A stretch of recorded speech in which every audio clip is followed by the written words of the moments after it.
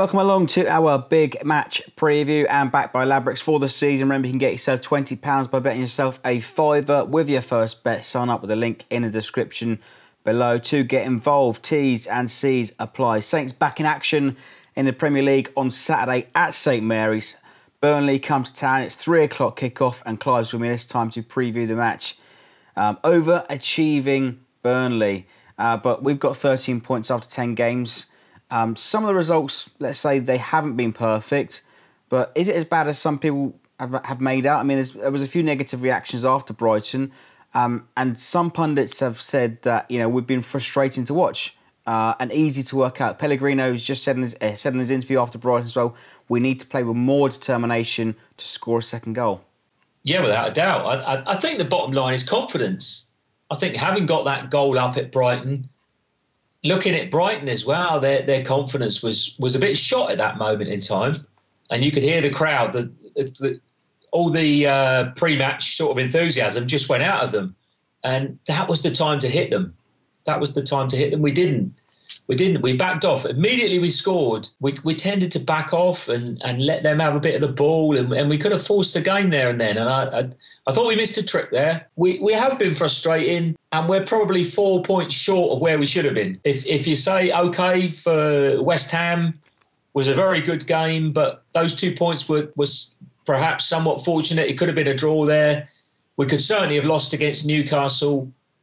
We should have beaten Swansea. So it kind of balances itself out. But I really think it's down to the team not being positive enough. And because we could say they're being negative, but I really think it's confidence. I really think it's confidence and self-belief as much as anything. And yes, the boss has got to give them that self-belief. And it's interesting you say that because, you know, fans, pundits, a lot of people are saying now that the confidence is rock bottom. Fraser Forster potentially at fault again for that goal at the weekend, putting his weight over to one side, was flat-footed for that goal for Glenn Murray. And even Murray himself said in his interview after the match, it took an age for that ball to go in. It did, and the weird thing was that Murray was kind of leaning back slightly, and you just thought, how's he scored from that particular position? But he did get it pretty much in that top corner. But yes, Fraser could have moved his feet quickly. We all know he's having a terrible time. But as I've said on here before, it's no good, you know, having a pop it in during a game. The options are obviously Alex McCarthy. And giving Fraser a break for a while, which seems sensible to me, because his confidence is shot. There's no other position on the pitch where it shows up so much as in goal. Probably centre forward's the other one, but a goalkeeper is, you know, he makes that one mistake and people are on his back.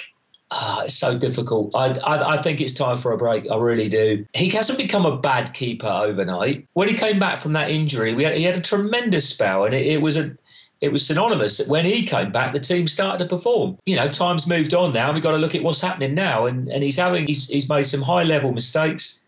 Time to have a rest. Time to give Alex McCarthy a chance. He's back to fitness now. He played for the under-23s last night. So I think that's one area that needs changing. So Burnley comes to town Saturday.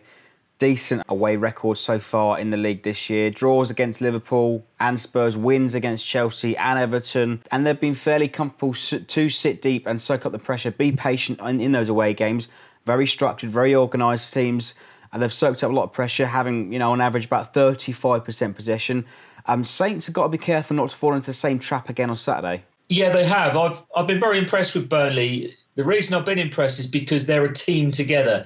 There's no particular stars there. There's nobody that stands out as a brilliant player, but they really back each other up all around the park, and defensively they're very, very sound. Now we're talking about not being negative, but they are a really good example to follow.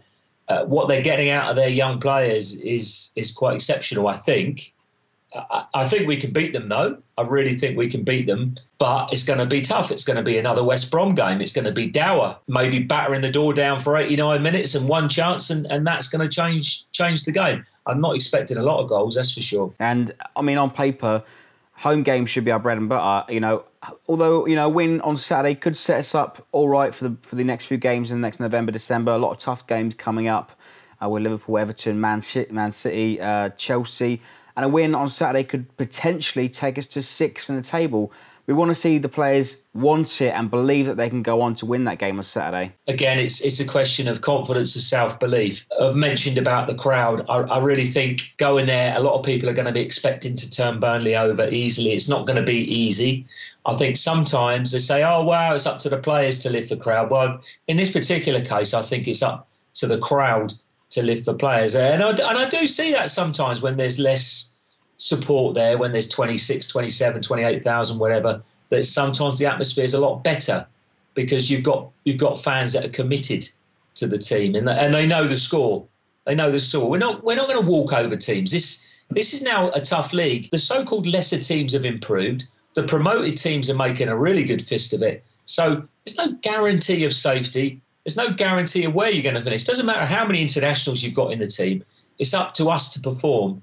And it's up to us as fans to stick by them. I believe right now it's a tough time. It's a tough time. It's tough for the manager. Clearly, he's getting a lot of flack. He's doing what he thinks is best. The football has been pedestrian. I wouldn't say it was as boring as Claude Puel's. I think too many people have got caught up with Claude Puel going to Leicester. Oh, my goodness, he's going to turn Leicester round. Well, I'm not interested in Leicester. I'm interested in what Southampton are doing. And that's all we've got to be concerned with, really, the next few games. Can we get up to a decent level by Christmas and kick on from there? Well, as you say just a moment ago, committed was your key word last week as well. But let's wrap things up, mate.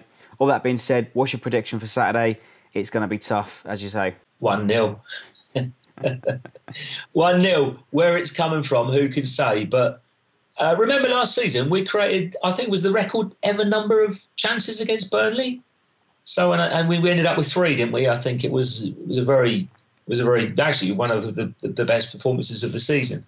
So why not? Why not? Why can't we beat them? I watched their highlights against Newcastle, and they're a very wise team. They're very wise. Seeing they've got so many young heads in there, they're very wise defensively, and when they break away, they've got a threat with some of the guys up front. But I think we can beat them, and I think it will be 1-0. Well, excellent stuff. Let's hope that some of that speculation on Sean Dyche will hinder their performance on Saturday. But make sure you go ahead and leave us your predictions in below and leave us your likes, your comments and subscribe for more.